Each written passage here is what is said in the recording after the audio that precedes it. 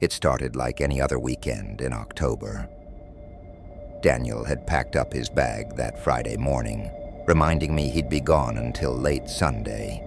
He was heading out of town for his friend's bachelor party, and though I tried to feel happy for him, I couldn't shake a quiet unease. "You'll be fine," he'd said, kissing me on the forehead before tossing his duffel bag over his shoulder.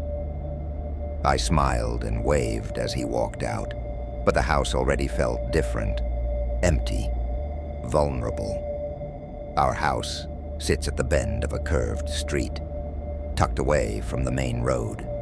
It's a quiet, suburban neighborhood, the kind of place where kids ride their bikes on sidewalks and neighbors wave as they mow their lawns.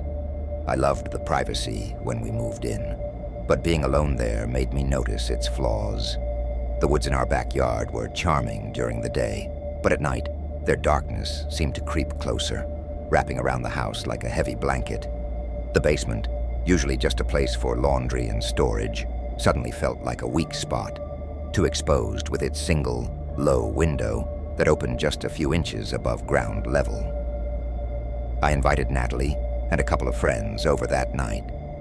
A wine night seemed like the perfect distraction, just a few hours of laughter to fill the silence Daniel had left behind. We sat around the kitchen table, sipping red wine and swapping stories. For a while it worked.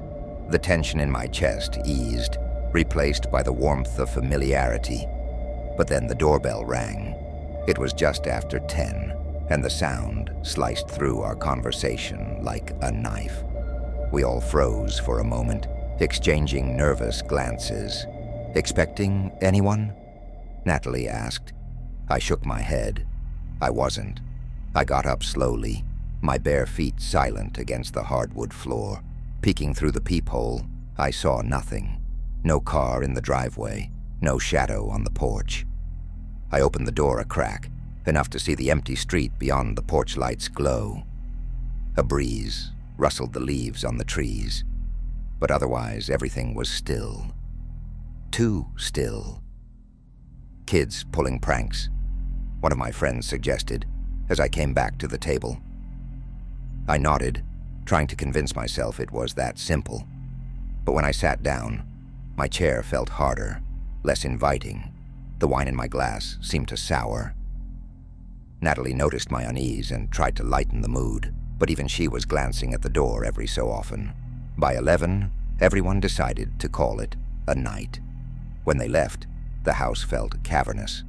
I locked the door behind them, double-checking the deadbolt, then moved through each room, testing the windows. My hand paused on the latch of the basement window. It wasn't locked. I was sure I'd locked it before, but maybe I'd just forgotten. I slid it shut with a sharp click and flipped the lock into place. The house was silent as I climbed into bed. My eyes scanned the shadows in the room, lingering on the doorway, the windows, even the closet. I tried to fall asleep, but my ears stayed alert to every creak, every gust of wind. Around 2 in the morning, I heard it, faint, deliberate tapping on the living room window. My breath caught in my throat, and my body went cold. For the first time, I wished Daniel hadn't gone. The tapping didn't stop. It came in pairs, steady and deliberate, as though whoever or whatever it was wanted me to know they were there. I stayed frozen in bed, gripping my phone like it was a lifeline. My rational mind told me it could just be a branch or an animal, but the part of me that had already locked the basement window didn't believe that for a second. After a few agonizing minutes, I forced myself to get up, tiptoeing through the darkened hallway to the living room. The curtains were drawn, but the soft sound of the tapping seemed impossibly loud in the stillness. My heart raced as I stood there, staring at the window. Should I pull back the curtain and look? Should I even be standing this close? My phone trembled in my hand as I typed in the number for the police. I felt foolish. What if it was nothing? But then a faint whisper, low and unintelligible, came from outside. That was enough. I pressed call. The dispatcher's voice was calm and measured as I tried to explain what was happening. I told her about the tapping, the whispers, and the doorbell earlier that night. "Stay on the line," she said, her voice steady in a way that almost made me believe everything would be fine. Within 15 minutes, 2 officers arrived. I opened the door to find one tall and broad-shouldered, with a face set in a permanent scowl, and his shorter, silent partner standing behind him. The tall officer didn't bother to hide his skepticism. "Are you sure it wasn't just the wind?" he asked, after I explained everything. I could feel my cheeks flush. "I know what I heard," I said firmly, but his expression didn't change. They did a quick sweep of the property, shining their flashlights into the woods and around the windows. The shorter officer barely spoke, only nodding occasionally as the tall one muttered something about Halloween pranksters. When they returned, the tall officer shrugged. "Nothing out there. Lock your doors, keep your lights on, and call us if anything else happens." His tone was dismissive, almost patronizing, as though I'd wasted his time. The 2 of them left without even stepping inside the house. I closed the door and stood there for a moment, staring at the empty street, feeling more vulnerable than before. The police had come, and nothing had changed. I was still alone. I tried to push the fear down as I got ready for bed again. I called Natalie, hoping her voice would calm me. When she suggested I come to her Halloween party the next night, I agreed without hesitation. Anything to get out of the house. But as I hung up and climbed under the covers, I couldn't shake the image of the tall officer's dismissive smirk, or the way the shorter one had avoided eye contact. They hadn't believed me, and worse, I was beginning to wonder if they were right. In the silence of the house, I lay awake for hours, listening. Every creak of the floorboards, every gust of wind against the windows felt amplified, like the house itself was holding its breath. I told myself it was over, that whoever had been out there was gone. But just before I finally drifted off to sleep, I thought I heard it again. The faintest whisper, barely audible, coming from somewhere near the basement. I had planned to leave for Natalie's Halloween party by early evening, but the unease in my chest made every little task feel heavier. I checked every window again before leaving, focusing on the basement. The small window was latched tight, but I caught myself staring at it longer than necessary. "It's just a window," I muttered, trying to convince myself. The words sounded hollow. The party was a welcome escape. Natalie's apartment was warm and crowded, filled with familiar faces, laughter, and the faint scent of pumpkin spice. For a while, I felt normal again. I let myself laugh at bad jokes and sip cider from a paper cup, telling myself I was just overreacting about everything back home. But as the night wore on and the party started to wind down, the knot in my stomach returned. The thought of going back to that dark, silent house was suffocating.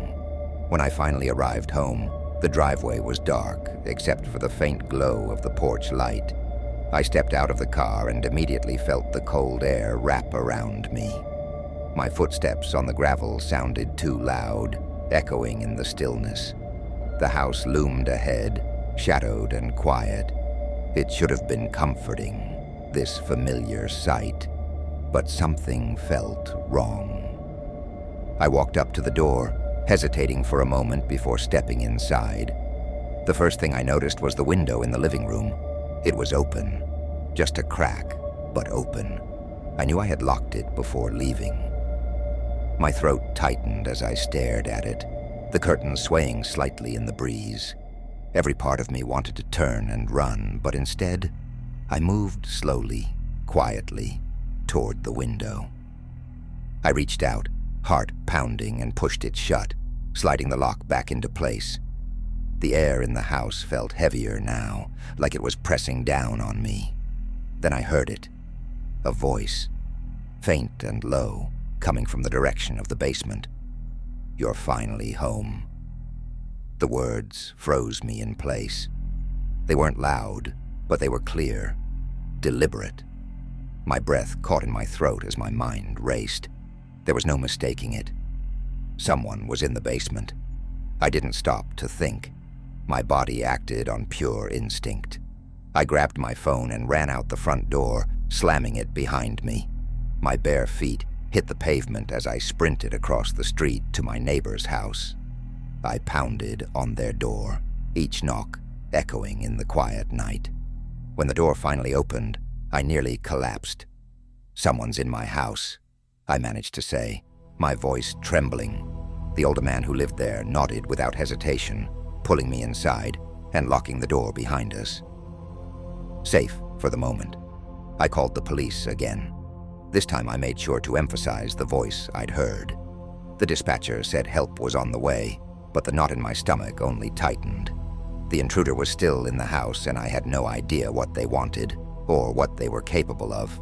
The same officers arrived, and my stomach sank as soon as I saw the tall ones scowl under the glow of their squad car lights.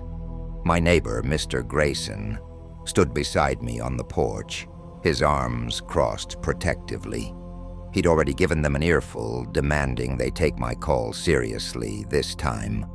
The tall officer sighed, muttering something about prank calls under his breath.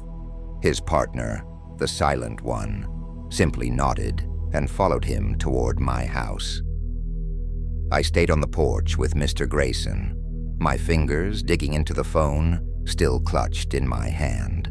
Every light in the house was now on, casting a false sense of safety over the rooms. As the officers moved inside, I couldn't help but watch the basement window. It felt like a gaping wound, waiting to bleed. My thoughts spiraled. What if the intruder was still there, crouched in the darkness? What if they slipped out another window and into the woods, waiting to come back? When the officers returned, they had nothing new to report. The tall one shrugged again, his frustration barely hidden. "There's no one in there," he said, his tone as dismissive as before. "Basement's clear. No signs of forced entry." I opened my mouth to protest, but he held up a hand. "Look, ma'am, it's late, and you've had a scare. Lock your windows, get some rest, and call us if something actually happens."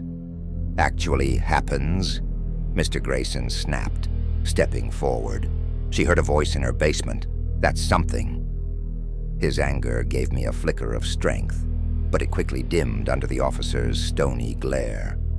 After they left, Mr. Grayson walked me back to his house. He insisted I stay the night, and I didn't argue. Sitting in his living room, wrapped in a blanket, I stared out the window at my house. It felt like I was watching a stranger's home, detached and distant. The reality of what had happened began to settle over me, heavier with each passing moment. Someone had been there. I knew it. The officers could dismiss me all they wanted, but I couldn't ignore the whisper, the unlocked window, the growing sense that my house was no longer my own. The next morning, I called Daniel. I didn't want to ruin his weekend, but I couldn't handle it alone anymore. He picked up after a few rings, his voice groggy and thick from a night of drinking. As I recounted everything, he became silent, then apologetic. "I'll be back tonight," he said firmly, and for the first time in days, I felt a sliver of relief. When Daniel returned, we spent the rest of the weekend reinforcing the house.